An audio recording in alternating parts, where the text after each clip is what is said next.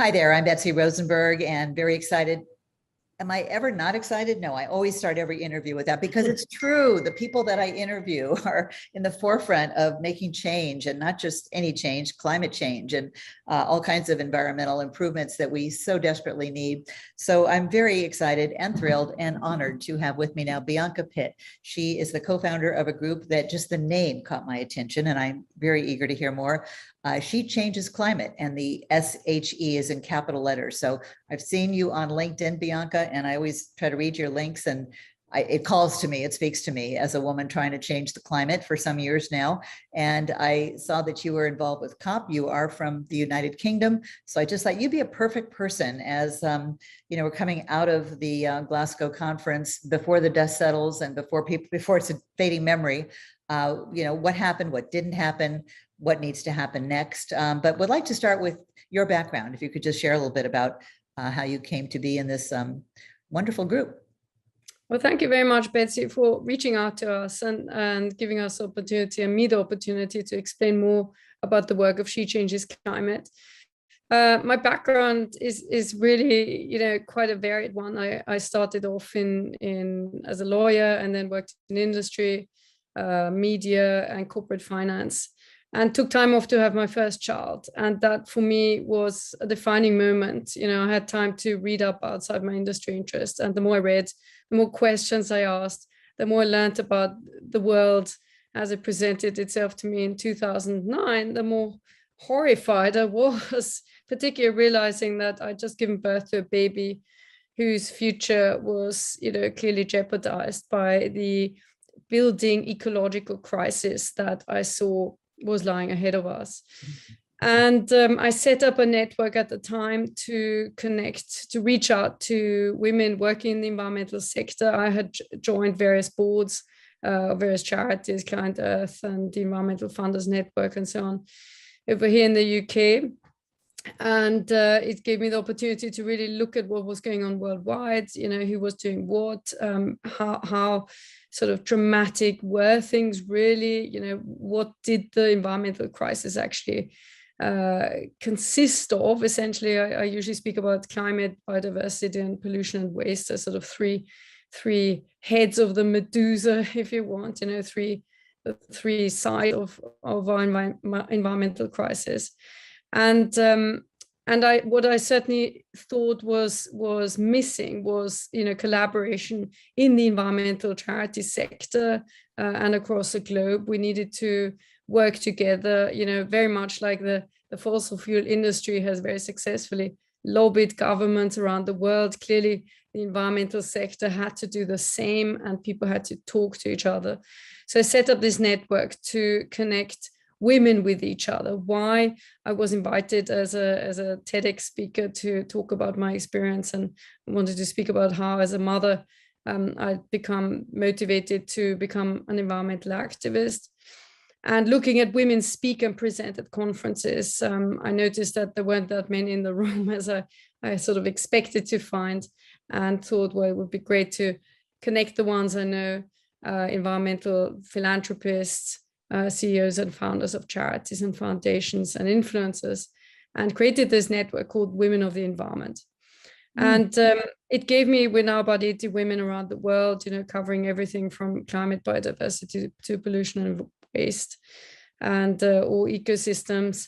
And it gave me really, I would say, unique insight into how women think and feel about what's going on, their hopes for the future, their frustrations, their concerns. And I would say, indeed, I can't imagine a sort of men's network sharing the same sentiment in such open words with such passion and emotion.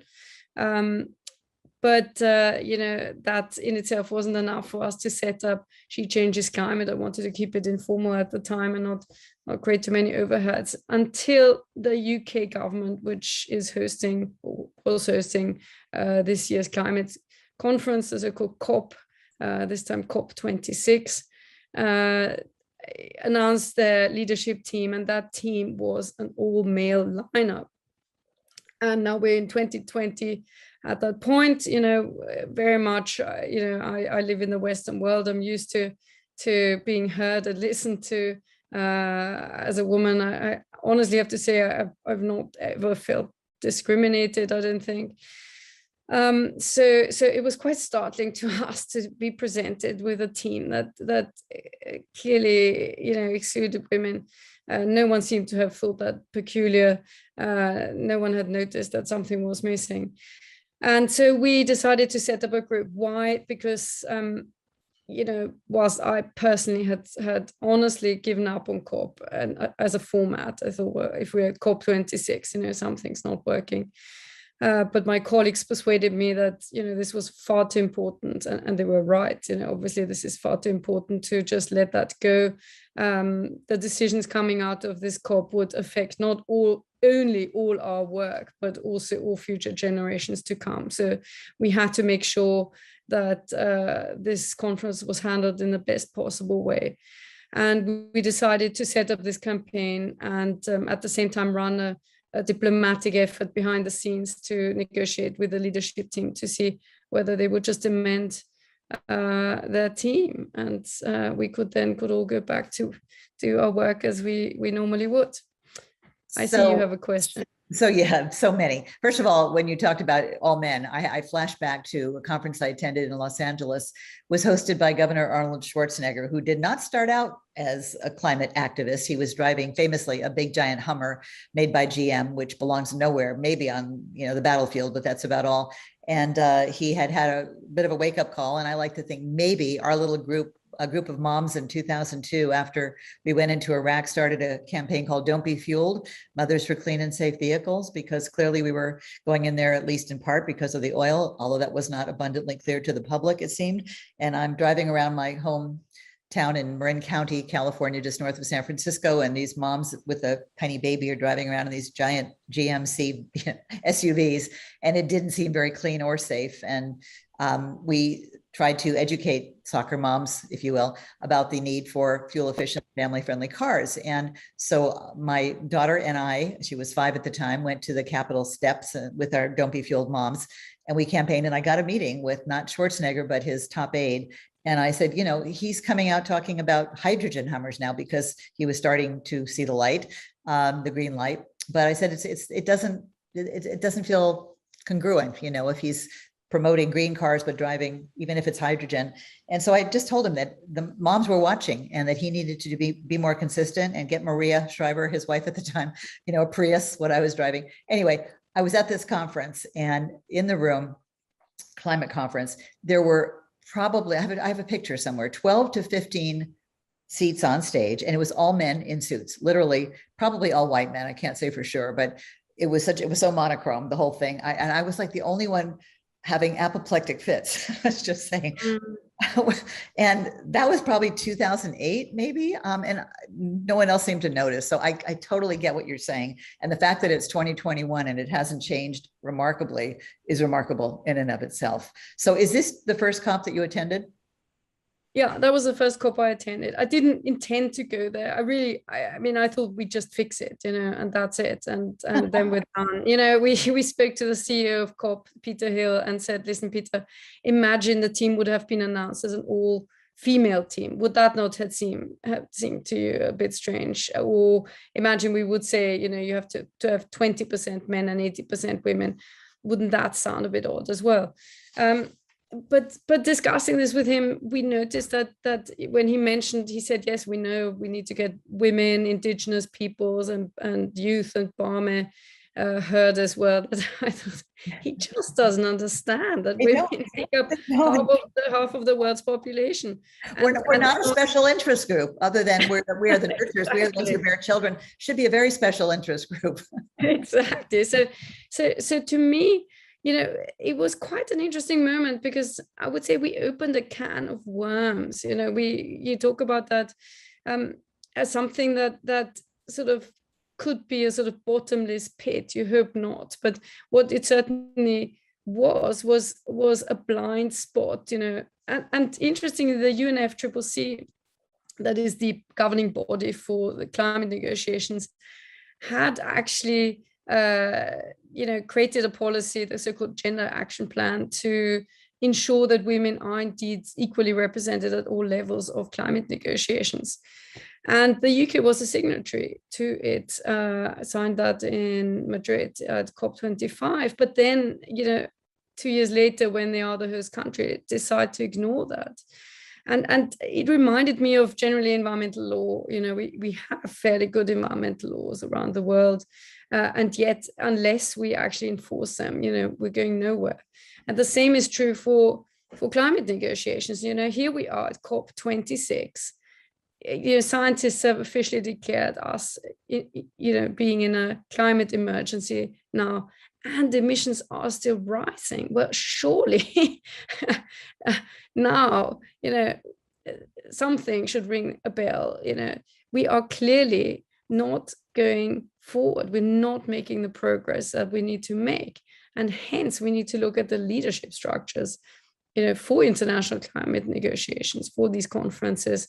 But not only that, we need to look at government leadership structures and business leadership structures. And wherever we looked, Betsy, women were missing. It was just astonishing. I mean, as well as I do, in the US, 0% of US presidents have been women. 3.5% of the US Supreme Court. Yeah, 3.5% of the US Supreme Court only is women. In the UK, the picture's not better. 3.5% of prime ministers have been women. If you look at parliamentarians worldwide, a quarter of them only are women, and a fifth of the world's ministers. And then looking at businesses in the UK, the FTSE 100, 7% of the CEOs only are women. Board members worldwide, only 17% are women. Looking at these numbers, it's just gutting, quite frankly. Here we are, half the world's population, incredibly caring, intuitive, bright, educated people who aren't actually working in leadership on trying to get us out of this crisis. Well, that has to change now.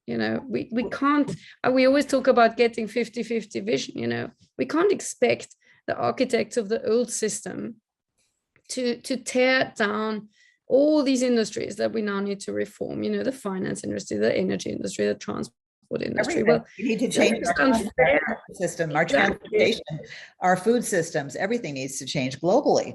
And you can't fix a problem if the same characters who set it up, maybe not intentionally, are still in power. And it's not just, and it's media too, even though there's many more females in broadcasting, which I, watch a lot on television news and radio. It's much better than it was when I started out in broadcasting news, but it's still more preponderance white men. And so it's really a shame that it's taken this long. And yet most of the men I know would love for women to take over. They see what has been wrought by, male dominance, patriarchal societies.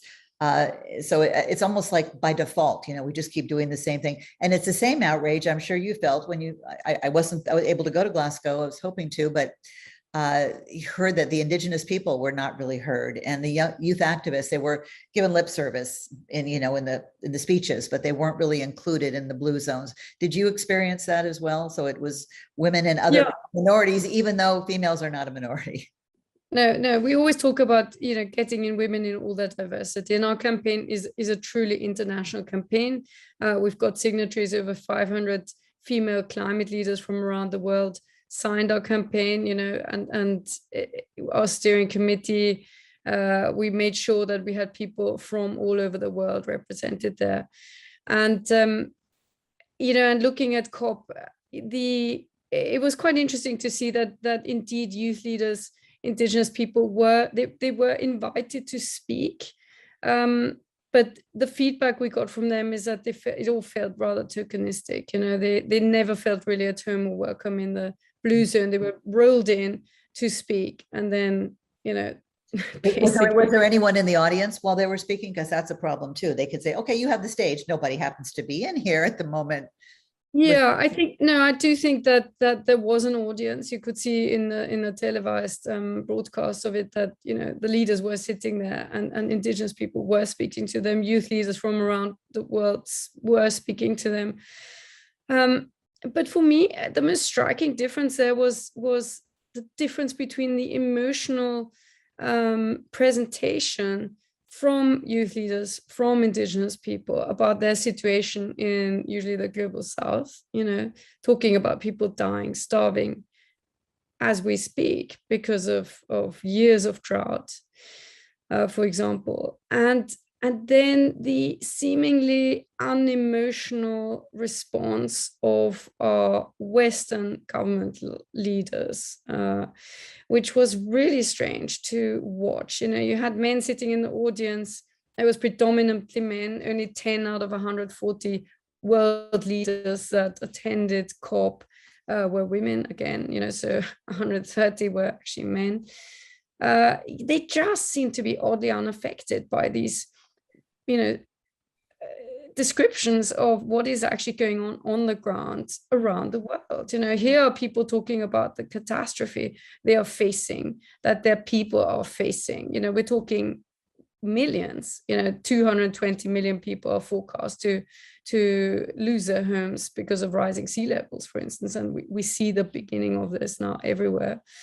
And yet our Western leaders sit there, sometimes with their eyes closed, just utterly unmoved. And I think that is something. I spoke on a panel today about leadership, female leadership, and I think we need to talk about emotion here, right? If we aren't able to connect to our own emotions, I don't think we should be leaders.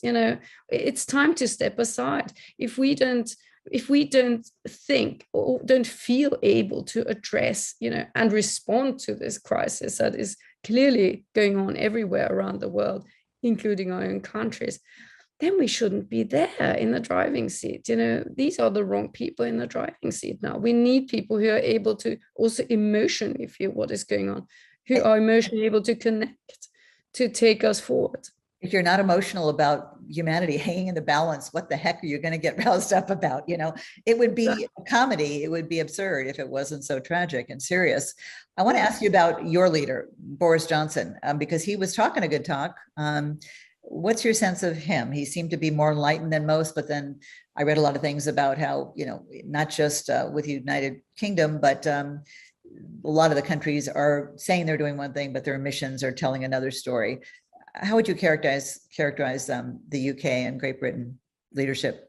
Well, it's exactly as you say. There's a lot of talk and not a lot of walking the talk, and it's wholly unsatisfactory. I mean, this is not the leadership we are seeing here is not responding to a climate emergency. This is not how you behave in an emergency. If you are in an emergency, first and foremost, you have to focus, and you're the leader of the government. You have to focus all your departments on this emergency. What do we all have to do?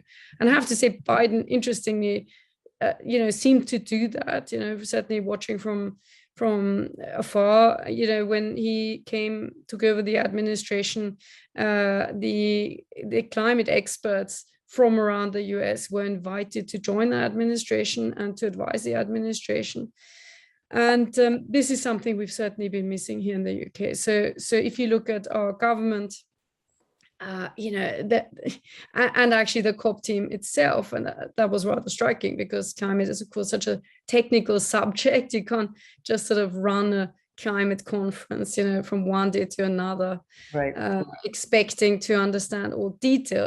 I've spent 10 years looking at nothing but climate, biodiversity, and pollution and waste, and I'm still learning every day, right? So some of the newsrooms, by the way, at the television news networks, they've literally gone into the newsroom and said, okay, who wants to be our climate correspondent? Eeny, meeny, miny, mo. And then whoever raised their hand got called on.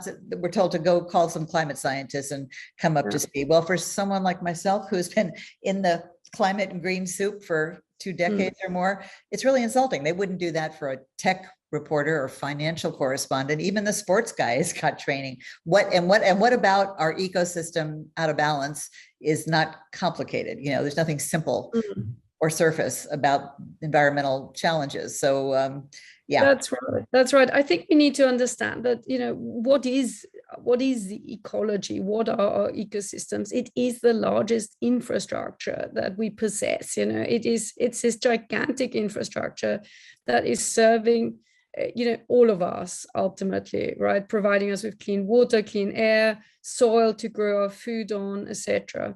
Now, a climate we can count on, or have been able to for centuries and centuries. Exactly. And it's unraveling before our eyes. It is collapsing. Exactly. So what you need is someone who understands the infrastructure, what it consists of, what happens if it fails. This is a major, major issue we're talking about. This is not just fixing, I don't know, the education system, that in itself would be a major undertaking. But here we're talking about something which is really indeed very technical. You need to have good sort of engineering understanding of it. And also, and that's something I had to learn, and it took me a rather long time, is to understand the intersectionality of everything around it. Yeah. So when people came to me talking about climate justice, I thought, and intersectionality, I thought, listen, we can't fix everything.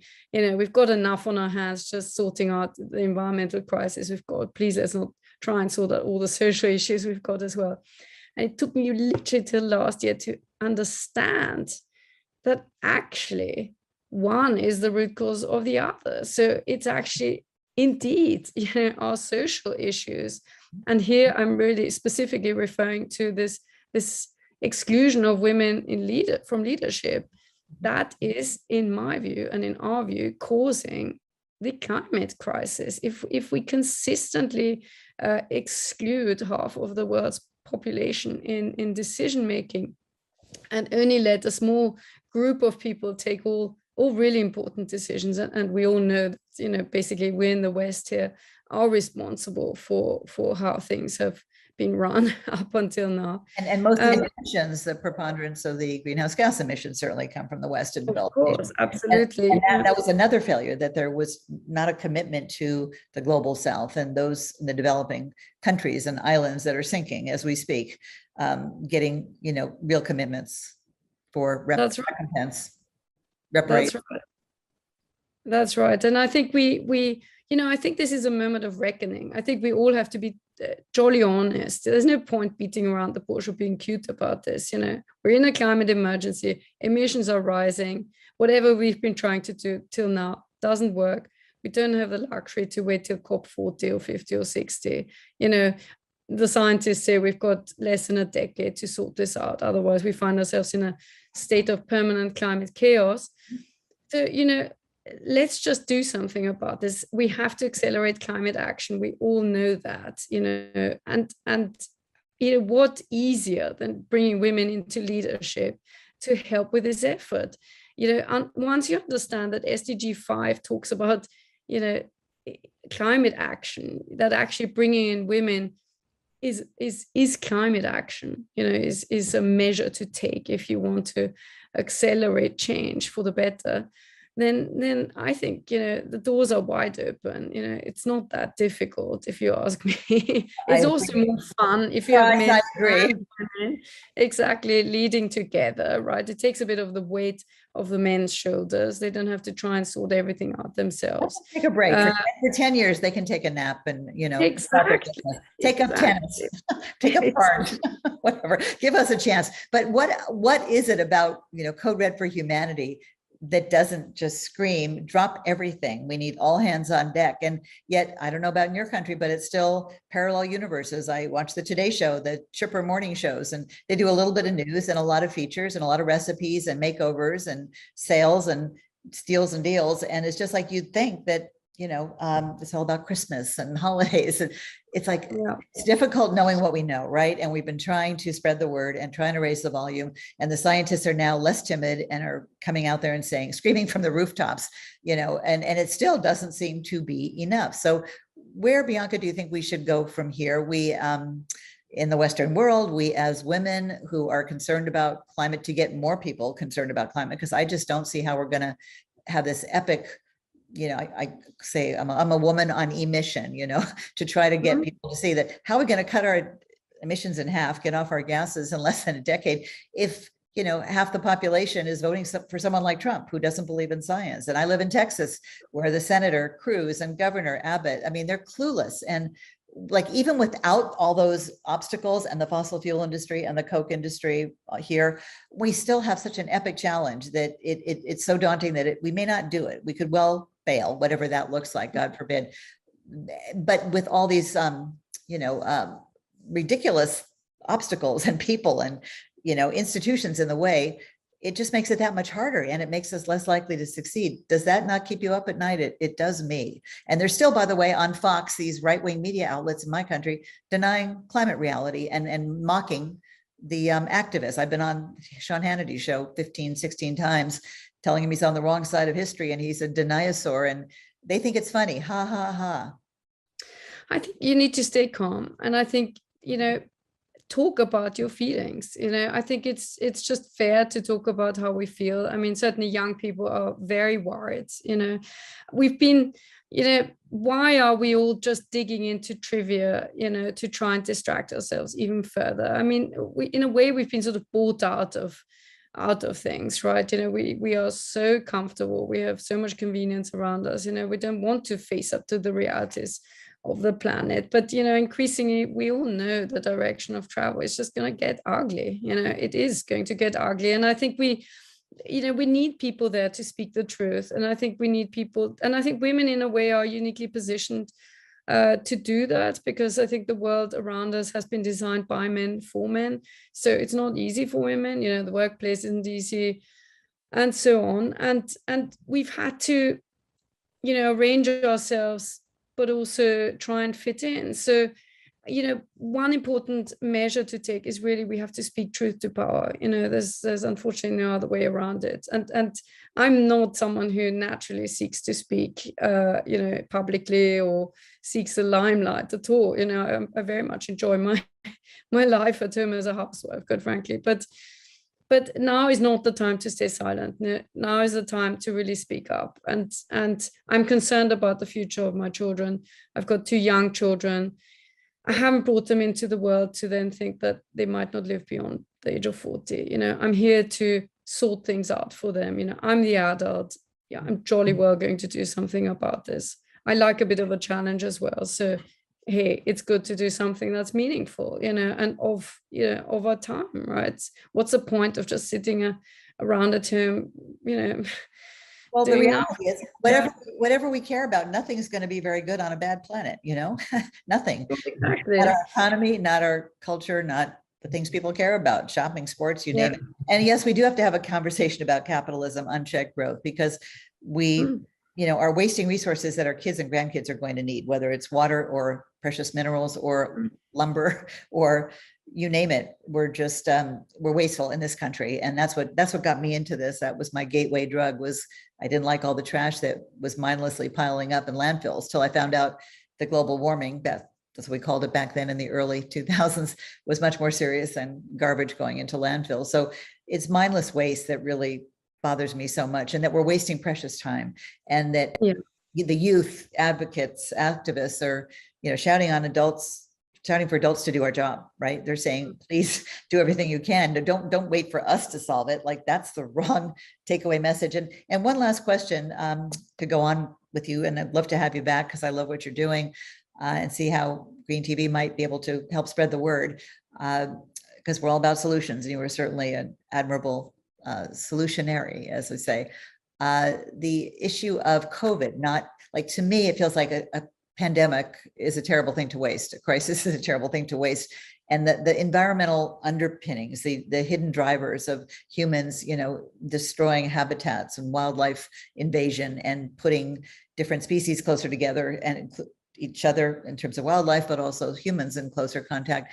And that is a breeding ground for more viruses. You'd think that would get people's attention, but it seems like those dots were not connected enough, certainly in American media. And that's really a shame that we're now getting back to flying and driving and shopping and all that. And we didn't really get the big takeaway that it's a tiny interconnected world, that nature, we need nature more than she needs us, and that things can go south really quickly. And if we ignore warnings like there were about pandemics, the worst will happen. And that's the sad, tragic irony, isn't it? That it will only be gloom and doom and bleak and awful if we continue with business as usual.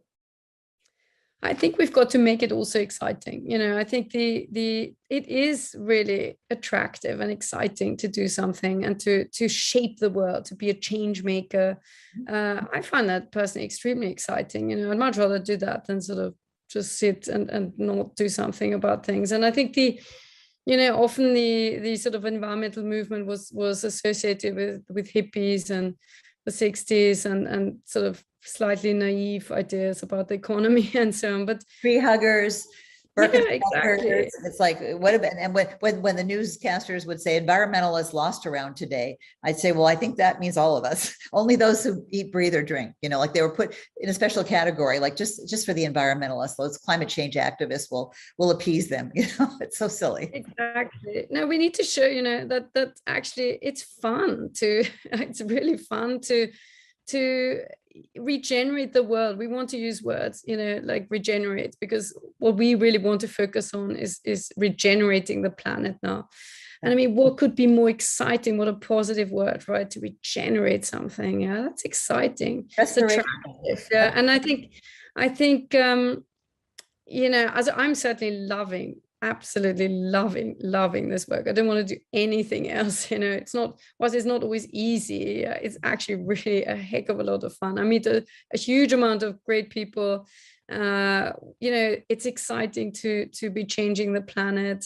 It's exciting to prepare a better, sustainable future for our children.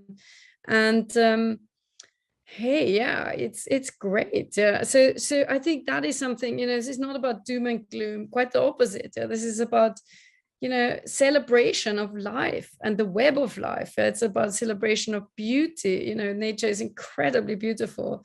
Absolutely. So the greatest treasure. It's so healing, especially as things get more stressful and crazy and chaotic. I mean, science has shown that your mind on water is happier, you know, we need nature. And, you know, I'm sure maybe it was different for you growing up, but we grew up playing outdoors till after dark. And I grew up in a walnut orchard that's now Silicon Valley. It was fruit and nut trees back then. And my daughter only got that at camp, you know, because in one generation, we lost just the ability to go run around and play without your parents watching you. And the sad thing is the whole shifting baseline concept, which is the problem is that my daughter won't know what she's missing when she raises her kids, because she didn't get to run around till after dark, a whole generation, obviously. And, you know, there's so much being lost, and the memories getting lost too of what was. And that's so sad and so profound. So it's a huge issue. Yeah, and you say it's fun. It's funny because I would not have called this fun, especially having been way too early on the green beat. But what it has given me, and I think everyone I've met who is an environmental activist, advocate, whatever you want to call us, advocates for life on this planet, continuing, radical as that is it gives a sense of purpose, doesn't it? Because you don't have to wonder what the meaning of your life is. And on the one hand, it's exhausting because we'll never be finished, and too many people not wanted to listen, and we're up against these, you know, built-in structures of hierarchy, patriarchy, all that. But it also, every day I get up, you know, and then here's the last irony about environmentalists. We sort of have this reputation as being, you know, pessimists, you know, negative. No, actually, I don't think there's anyone more optimistic than the environmentalist that gets up every day saying, today's the day the world's going to wake up and smell the carbon, you know, and I've been doing that for more than 20 years. So I'm either crazy, or some people say, gee, Betsy, you're so committed. I say, yeah, I may end up committed someday. It is. Also, I spoke to a colleague of mine the other day who, in a COP meeting, a CEO was presenting their strategy, saying that they just turned into this really green company and weren't they amazing. And she got up not even in the Q&A session, she just got up in the middle of the CEO presentation and said, well, I for one know that you're not telling the truth, because I know that you build incinerators. And what do you burn in these incinerators is plastic trash. So that is not green. What are you talking about? No, and she called him up and she said, I see you. I see you. I see you, and you're not telling the truth. Well, wow. It's difficult to do that, right? Very, very difficult. She wasn't, you know, that is not easy to do. But then afterwards, another colleague of mine was in the audience as well. And they afterwards went to a pub, and one filmed the other. One is a well-known supermodel, so she's good at presenting things. And she said, "Whoa, I have to, I'm filming my colleague here because she's a heroine. That is so cool." And that is what I mean with fun. Whilst it's not easy, I think it's great to be able to do that. It's great to stand up to this BS, I'm sorry, and say, this is just a lot of nonsense. It's wrong, man. Like it's not like us. Speaking to a 5-year-old. Yeah, it's like speaking to 5-year-olds, like saying, "I know you've stolen the chocolate. What are you saying? It's gone, and there's a wrapper. Don't try sort of fool me here." It's great. So that is something, that's what I mean with fun. It's exciting. We need to. I studied law, so I just love kind of getting to the core of it and really uncovering things for what they are. That is what I find really fun. Of course it's bitter because you sometimes think, my God, I mean, how can these humans be so, go so low and kind of just have no moral compass and all that, Yes, of course, if you sort of start worrying about that, that can be depressing, but actually, I just think, they take the easy route, they don't want to, they still just want to get their salaries, they kind of, without imagination and creativity, they can't imagine a sustainable future, all these limitations are just typical human traits. And it's good for us to play, it's a game ultimately in which we have to say, and we call this out. Sorry, this is just a load of nonsense, And that's what I mean with fun. This is what people can actually really enjoy. It's instead of sitting at home playing computer games, come out and uncover environmental destruction, ecocide, which is going on all around the world all the time. Let's call it out for what it is. This is ecocide. We're not going to accept it any longer. Exactly. And I see you. That's important to say. I mean, there's no more noble cause. Let's leave it there. And I just want to ask you in 30 seconds, what would you like people to do who are watching this? Oh, well, it's a very good question. Come on board. I mean, we need everyone, everybody, no matter who you are, where you are. If you think, oh, I can't do anything, I'm sitting at home, who am I? No one's going to listen to me. I promise you, I was in the same situation once. I thought no one's going to listen to me. And look at me, here I am, interviewed by Betsy. There's a place for all of us in this. We all have to have a role in this. It's exciting, as I said. Reach out to others, form your own networks, because there are many, many people out there that care for this very deeply, and connect to this also on an emotional level and speak about your emotions. Don't be afraid of them. I love that.